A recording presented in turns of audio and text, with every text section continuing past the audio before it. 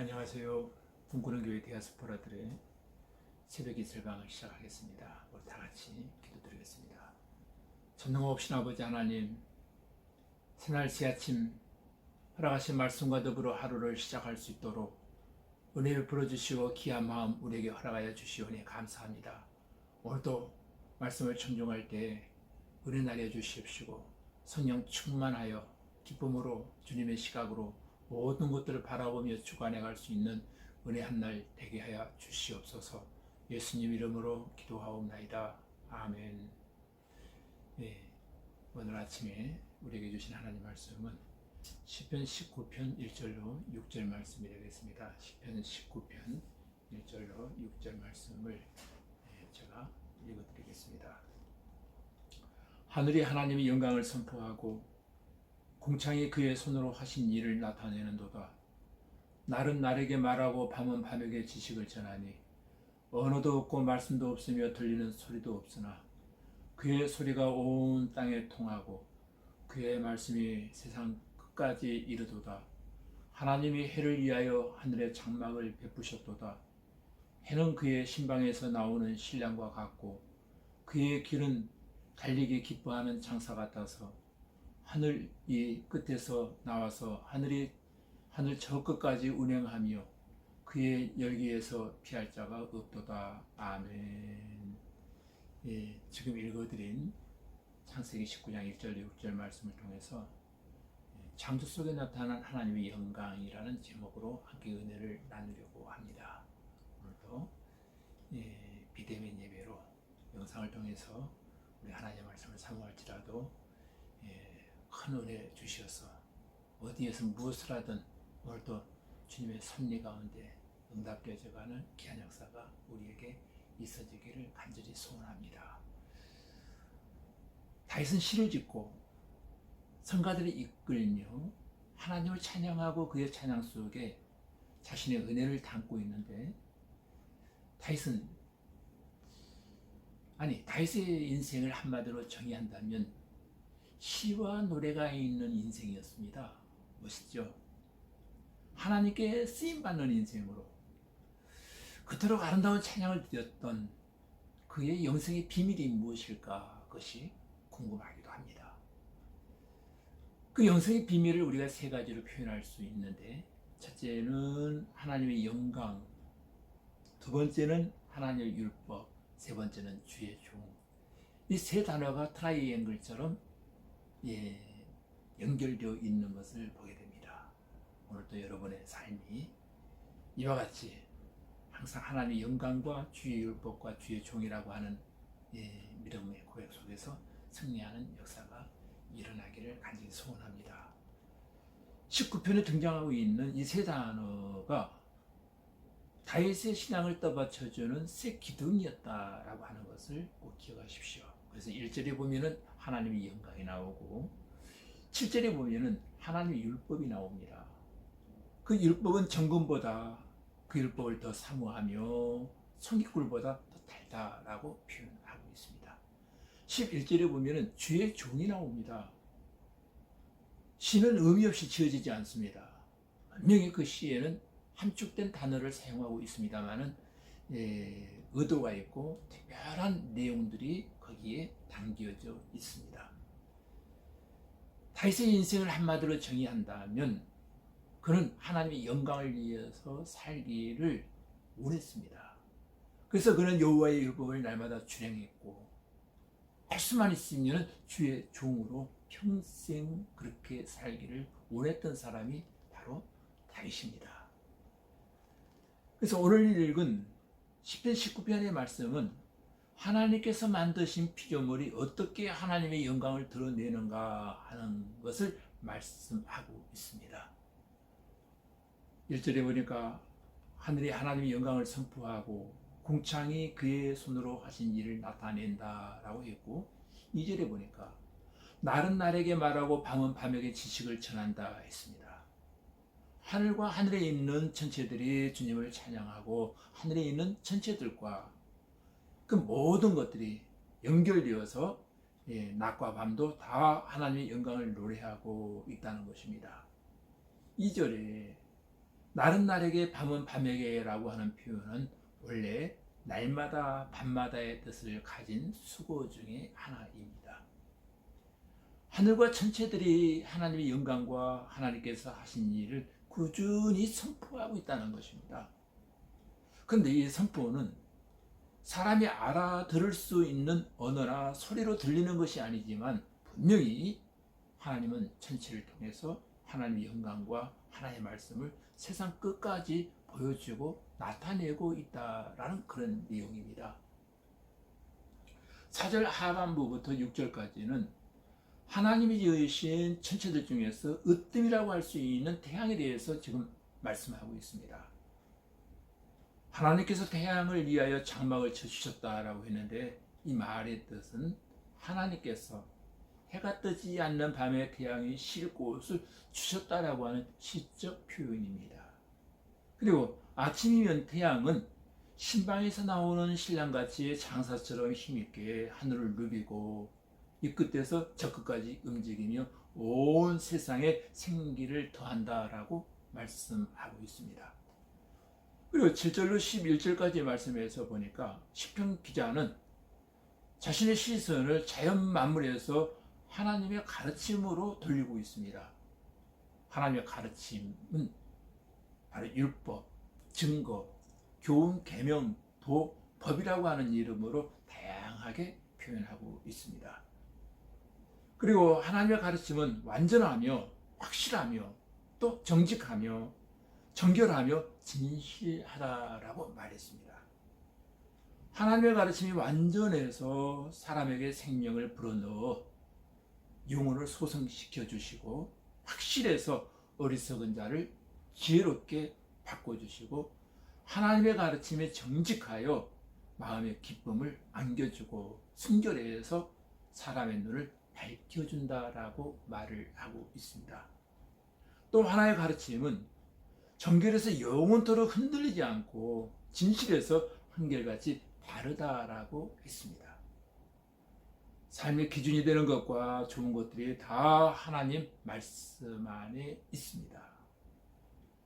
하나님의 말씀에 생명력이 있으므로 그 말씀을 따르지 않는 자들은 하나님이 주시는 참 생명을 거부하는 것이 되어지고 또 하나님의 가르침을 따르면 어리석은 자도 지혜를 얻지만 하나님의 말씀을 거부하는 자는 지혜 있는 자처럼 보일지라도 실상은 어리석은 자가 되어지고 만다는 것입니다. 하나님의 말씀을 따르는 정직한 삶에 참 기쁨이 있고 진실한 하나님의 가르침을 따르는 것이 우리가 가야 할 바른 길이다라고 하는 정도를 우리에게 지금 말씀하고 있는 것입니다. 시편 기자는 하나님의 가르침과 말씀은 이처럼 좋은 것이어서 이것을 순금보다 더 사모할 것이며 꿀보다 더 달다라고 했습니다. 우리도 하나님의 말씀이 그렇게 느껴지고 고백되어지기를 간절히 소원합니다. 오늘 본문은 하나님의 말씀이 복된 삶의 바탕이고 또 풍요롭게 해주는 원동력이라고 말씀하고 있습니다. 11절에서는 주의 종이 이것으로 경고를 받는다라고 했는데 이것은 율법과 교훈적인 기능을 보여주고 있는 것입니다.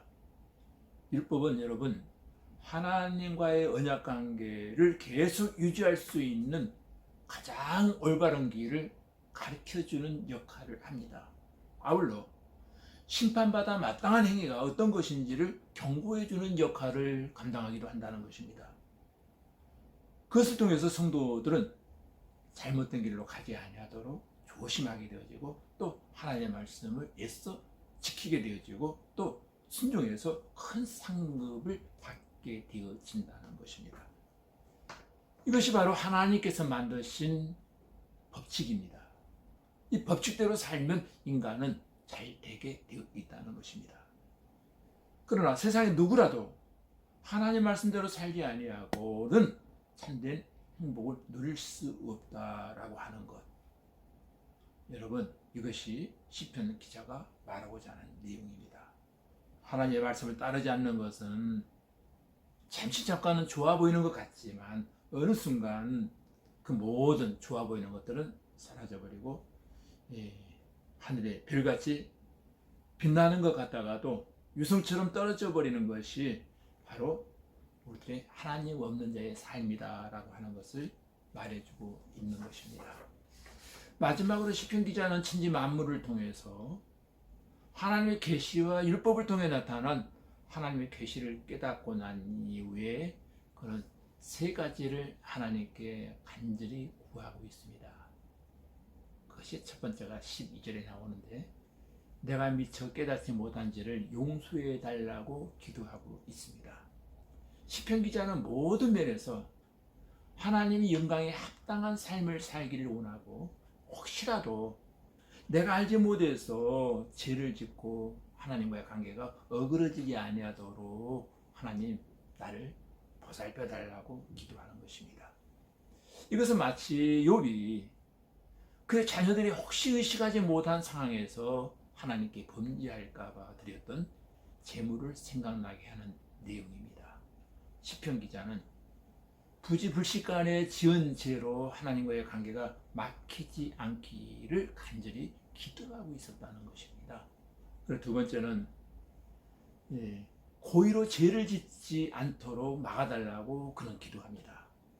시편 기자는 혹시 자기가 죄를 지으려고 하면 죄로 향하는 그 앞길을 하나님께서 막아달라고 기도를 합니다. 자신의 삶이 죄가 지배하는 삶이 아니라 온전히 하나님만을 의지하고 하나님의 인도와 통치를 받는 삶이 되기를 원한다라고 하는 그런 기도입니다. 그리고 마지막 세 번째는 내 입의 모든 말과 나의 마음의 묵상을 주님께서 받아달라고 기도하고 있습니다. 이 말의 의미는 내가 내 입술로 하는 기도를 하나님 속히 들어달라고 하는 의미이기도 하고 또 자신의 마음을 지켜달라고 하는 기도이기도 합니다. 자신의 입에서 나오는 말이 허망하지 않고 주님께서 기뻐 받으실 만한 재물이 되기를 원하고 자신의 마음의 묵상이 하나님께서 받으실 만한 정결한 것이 되기를 간절히 구하고 있는 것입니다. 교회 여러분, 오늘 허락하신 말씀을 통해서 우리 모두가 영적인 눈이 열려지기를 원합니다. 저도 여러분도 말입니다. 시편 기자는 영적인 눈이 열려서 자연히 하나님을 찬양한 것을 보았다는 거예요. 우리도 그런 눈이 가을에 있어지기를 원합니다. 하나님의 가르침이 얼마나 좋은 것인지 말씀을 묵상할 때마다 이런 깨달음이 또 우리에게 임하여지기를 간절히 소원합니다. 이것은 본문의 시편 기자 얘기뿐만 아니라 하나님께서 오늘을 살아가는 우리 모두에게도 동일하게 주시는 은혜가 되어지기를 원합니다. 천지 만물이 다 하나님을 찬양하고 또 말씀을 통해 하나님의 뜻을 알려주신 것은 세상 끝날까지 변치 않을 것입니다. 하나님께서 우리의 눈을 열어주셔서 오늘도 하나님의 영광을 보게 하시고 또 느끼며 감사하며 그 영광을 선포하며 살아가는 은혜한 날이 되어지기를 간절히 소원합니다. 우리 다 같이 기도드리겠습니다. 선능하신 아버지 하나님, 창조와 구속의 은총을 감사드립니다. 구원받고 성령 받은 성도들에게 죄가 주인되지 못하게 하시고 물질과 사상과 철학의 내 주인이 되지 못하게 하시고 오직 구속주로 오신 하나님께서 우리의 주인이 되셔서 우리 모두를 다스려 주시고 이제부터 우리는 죄의 종이 아니라 사람의 종이 아니라 돈의 종이 아니라 내 인생의 주인 되신 주님 앞에 마땅히 주님의 종으로 날마다 살게 하여 주시옵소서. 구원받은 자에게 영혼이 소생되고 마음이 지혜롭게 되고 마음에 기쁨이 넘쳐나고 눈이 밝아지고 영혼을 알게 되고 의롭게 살게 되는 성도의 삶을 살게 하여 주시옵소서. 사랑하는 주님, 오늘도 내 마음속에 자정하시어 나를 장하게 해주시고 사랑의 주님이 나를 장하게 해주심으로 말미암아 내 안에 입술의 고백이 사랑이 되게 하여 주시고 내 모습 속에서 날마다 겸손히 나오게 하시고 기쁨의 주님이 나오고 은혜의 주님이 나오고 생명의 주님이 나오고 용서의 주님이 나오고 주님의 전능하심이 능력이 나를 통해서 나타나게 하여 주시옵소서. 예수님 이름으로 기도하옵나이다. 아멘.